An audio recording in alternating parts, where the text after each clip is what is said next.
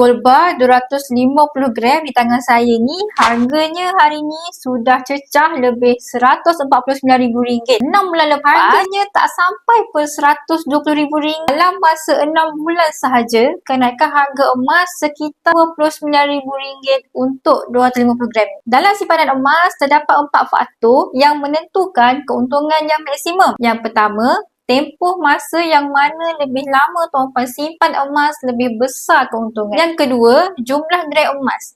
Lebih banyak gram emas yang tuan-puan miliki, lebih besar keuntungannya. Yang ketiga, kekelinan di mana emas yang paling tulen iaitu emas 999 yang memberi keuntungan maksimum berbanding emas 916. Yang keempat, item emas yang lebih besar gram lebih menguntungkan berbanding gram yang kecil.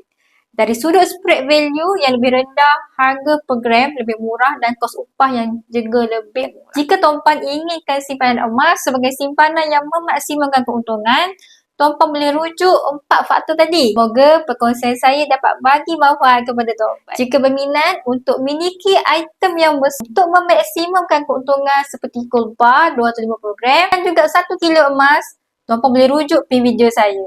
Teruskan follow saya.